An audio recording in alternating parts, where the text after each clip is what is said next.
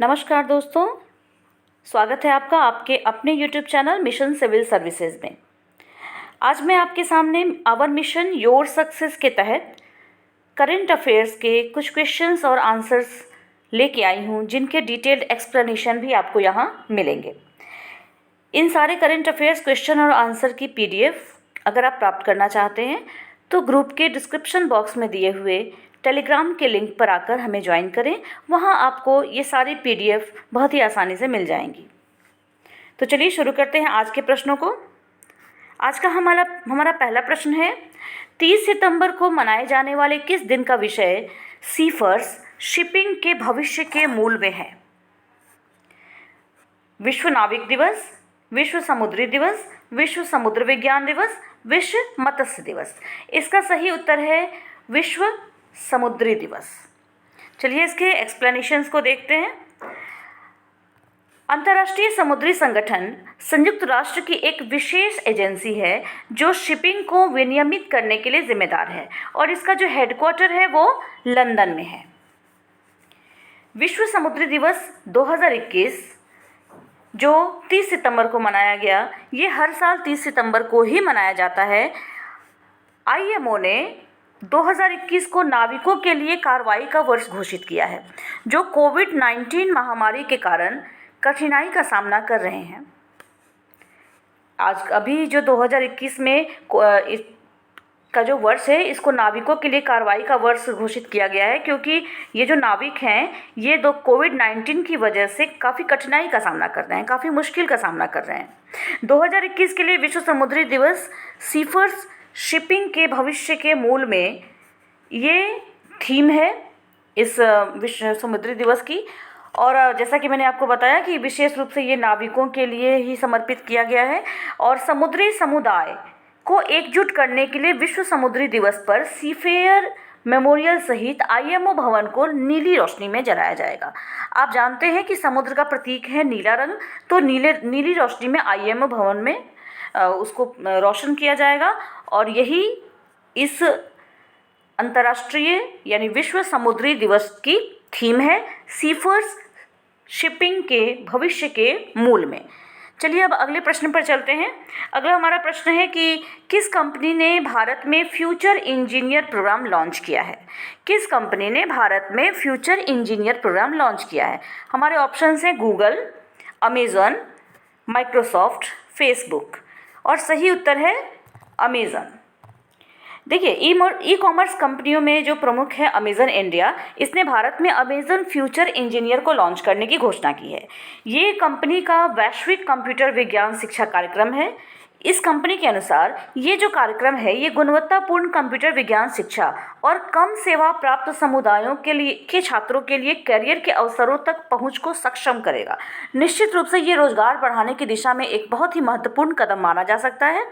पहले वर्ष में अमेज़न का लक्ष्य जो होगा ये है देश के 7 राज्यों में 900 सरकारी और सहायता प्राप्त स्कूलों के 1 लाख से अधिक छात्रों को सीखने के अवसर ये प्रदान करें।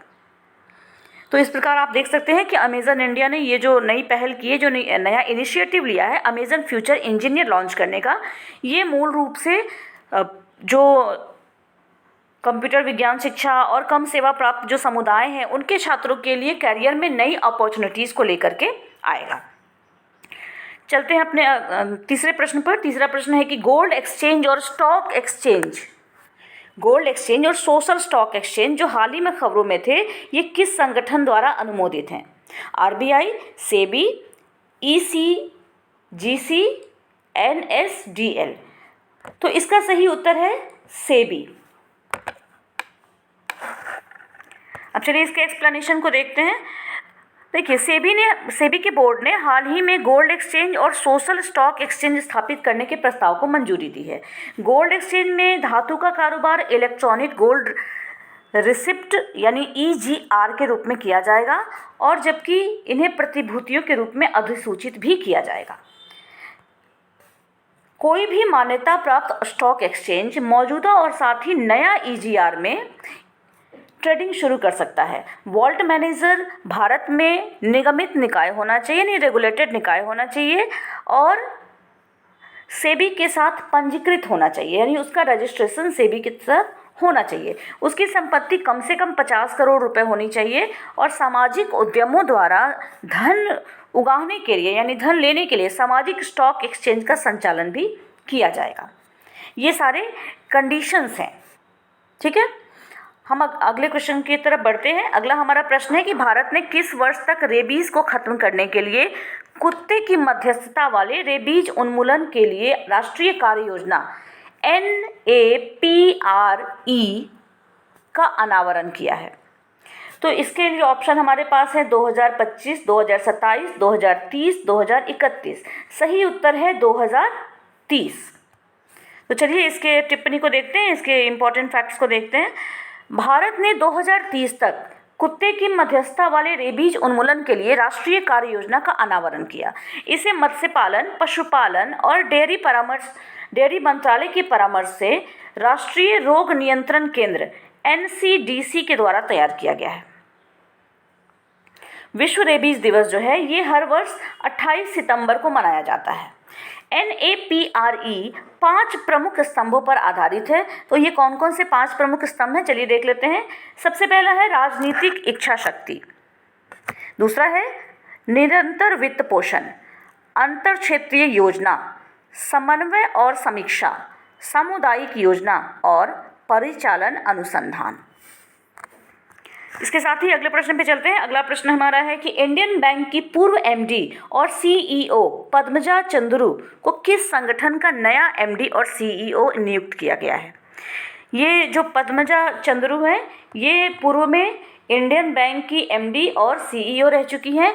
अब इन्हें कौन से संगठन का नया MD और CEO के रूप में नियुक्त किया गया है।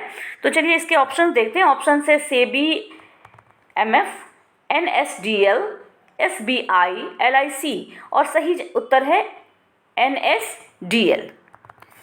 चलिए इसका एक्सप्लेनेशन देखते हैं। पद्मजा चंद्रू को राष्ट्रीय प्रतिभूति डिपॉजिटरी यानी NSDL का प्रबंध निदेशक और मुख्य कार्यकारी अधिकारी नियुक्त किया गया है। इसके पहले इन्होंने सितंबर 2018 और अगस्त 2021 के बीच इंडियन बैंक के MD और CEO के रूप में कार्य किया है। इनकी नियुक्ति को NSDL के शेयर होल्डर जो है इनके द्वारा अनुमोदित किया गया है।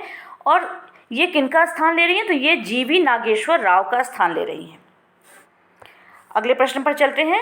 खाद्य हानि और अपशिष्ट न्यूनीकरण पर जागरूकता का अंतर्राष्ट्रीय विषय किस दिन मनाया जाता है। खाद्य हानि और अपशिष्ट न्यूनीकरण पर जागरूकता का अंतर्राष्ट्रीय दिवस किस दिन मनाया जाता है। तो इसका सही उत्तर है 29 सितंबर। चलिए इसके एक्सप्लेनेशन को देखते हैं। पूरे विश्व में 29 सितंबर 2021 को खाद्य हानि और अपशिष्ट पर जागरूकता के दूसरे अंतर्राष्ट्रीय दिवस के रूप में चिन्हित किया गया है। यह इसका सीधा सा मतलब है कि ये जो मनाया गया है 29 सितंबर को ये दूसरी बार मनाया गया है। इसके पहले एक अंतर्राष्ट्रीय दिवस खाद्य हानि और अपशिष्ट पर जागरूकता के लिए हम ऑलरेडी पहले भी मना चुके हैं। UNEP में हाल ही में आयोजित संयुक्त राष्ट्र खाद्य प्रणाली शिखर सम्मेलन में फूड इज़ नेवर वेस्ट गठबंधन भी लॉन्च किया। देखिए बहुत ही इंपॉर्टेंट ये पॉइंट है, फूड इज़ नेवर वेस्ट गठबंधन किसने लॉन्च किया, UNEP ने लॉन्च किया। इस वर्ष इस दिवस की जो थीम है वो है खाद्य हानि और अपशिष्ट रोकें लोगों के लिए, ग्रह के लिए। उत्पादित खाद्य का लगभग 14% फसल और खुदरा के बीच में नष्ट हो जाता है, जबकि कुल वैश्विक खाद्य उत्पादन का 17% दुनिया भर में विभिन्न चरणों में बर्बाद हो जाता है। और ये हमने भी देखा है कि जो फूड ग्रेन्स हैं, फूड है, खाद्य है, वो समय समय पे उसकी बर्बादी देखी जाती है। तो इसके लिए जागरूकता फैलानी बहुत ज़रूरी है। आप जानते हैं कि एक तरफ कहीं पर खाद्य बर्बाद हो रहा होता है, जबकि कहीं पर खाद्य के लिए लोग तरस रहे होते हैं, परेशान हो रहे होते हैं, जुटाने की कोशिश कर रहे होते हैं। ऐसे में ये बहुत ज़रूरी है कि इसकी हानि और इसके वेस्टेज को हम रोकें। ये दिवस किस दिन मनाया गया, तो 29 सितंबर को मनाया गया। तो 29 सितंबर को विश्व हृदय दिवस भी मनाया जाता है। और इस वर्ष का जो विषय है विश्व हृदय दिवस यानी वर्ल्ड हार्ट डे का जो विषय है वो है दिल का उपयोग कनेक्ट करने के लिए। अगला प्रश्न देखते हैं। स्वीट रेवोल्यूशन NBHM योजना किस उत्पाद से संबंधित है। गन्ना, शहद, फल, पाम। इसका सही जवाब है शहद यानी हनी। देखिए, राष्ट्रीय मधुमक्खी पालन और शहद मिशन, जिसे 3 वर्षों के लिए घोषित किया गया था। 3 वर्षों के लिए का मतलब हुआ कि 2020-21 से 2022-23 तक के लिए घोषित किया गया था। इसका उद्देश्य है मीठी क्रांति के लक्ष्य को प्राप्त करने के लिए देश में वैज्ञानिक मधुमक्खी पालन का विकास करना। यहाँ आपका एक और फैक्ट मिल रहा है कि मीठी क्रांति किससे संबंधित है। मीठी क्रांति निश्चित रूप से शहद से संबंधित है। ठीक है, तो इसको प्राप्त करने के लिए देश में वैज्ञानिक मधुमक्खी पालन का विकास किया जाए, ये इस शहद मिशन का, राष्ट्रीय मधुमक्खी पालन और शहद मिशन का उद्देश्य है, जिस मिशन को 3 वर्षों के लिए घोषित किया गया था। इसे राष्ट्रीय मधुमक्खी बोर्ड NBB के माध्यम से लागू किया जा रहा है। केंद्रीय कृषि मंत्री जो हैं हमारे नरेंद्र सिंह तोमर, उन्होंने हाल ही में नेशनल बी बोर्ड के सहयोग से Gujarat cooperative milk marketing federation limited का एक उत्पाद अमूल हनी भी लॉन्च किया है। आगे चलते हैं। आपदा मित्र योजना जो हाल ही में खबरों में रही, किस केंद्रीय मंत्रालय द्वारा लागू की गई? आपदा मित्र योजना जो हाल ही में खबरों में रही, किस केंद्रीय मंत्रालय द्वारा लागू की गई? ऑप्शन है रक्षा मंत्रालय, गृह मंत्रालय, कृषि और किसान मंत्रालय, कृषि और किसान कल्याण मंत्रालय, MSME मंत्रालय। तो इसका सही उत्तर है गृह मंत्रालय। देखिए, आपदा मित्र योजना केंद्रीय गृह मंत्रालय द्वारा कार्यान्वित की जा रही है। गृह मंत्री अमित शाह ने हाल ही में आपदा मित्र योजना के प्रशिक्षण नियमावली और आपदा मित्र और सामान्य चेतावनी प्रोटोकॉल के योजना दस्तावेजों का विमोचन किया है। राष्ट्रीय आपदा प्रबंधन प्राधिकरण का 17वां स्थापना दिवस समारोह हाल ही में आयोजित किया गया था और इस वर्ष के स्थापना दिवस की थीम हिमालयी क्षेत्र में आपदा घटनाओं के प्रभाव को रोकना था। इसी के साथ चलते हैं अगले प्रश्न पर। किस केंद्रीय मंत्रालय ने ease of logistic portal launch किया है?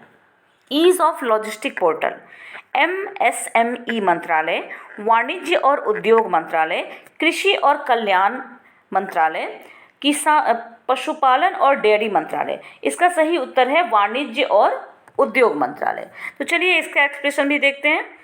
Federation of India export organisation 1965 में इसकी स्थापना हुई। ये वाणिज्य मंत्रालय और निजी व्यापार और उद्योग निकायों द्वारा स्थापित शीर्ष व्यापार संवर्धन संगठन है। केंद्रीय वाणिज्य और उद्योग मंत्री पीयूष गोयल ने हाल ही में ease of logistic portal launch किया।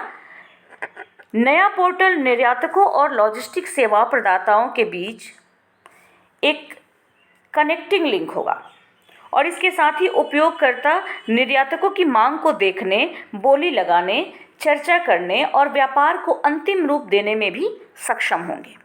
तो इस प्रकार से आप क्या देख रहे हैं कि ईज ऑफ लॉजिस्टिक पोर्टल जो है, ईज ऑफ लॉजिस्टिक पोर्टल ये लॉन्च किया है वाणिज्य और उद्योग मंत्रालय ने और इस पोर्टल के द्वारा निर्यातक और लॉजिस्टिक सेवा प्रदाता जो हैं उनके बीच में एक लिंक उपलब्ध कराया जाएगा, एक कनेक्ट करने का ये एक माध्यम होगा और इसके साथ ही जो भी इसके उपयोगकर्ता होंगे वो देखेंगे कि एक्सपोर्टर जो हैं, जो निर्यातक हैं, उनकी क्या डिमांड है, उस डिमांड को देख सकेंगे, बोली लगा सकेंगे, इस पर डिस्कस कर सकेंगे और अपने ट्रेड को, अपने बिजनेस को एक अंतिम रूप, एक अंतिम शेप दे सकेंगे।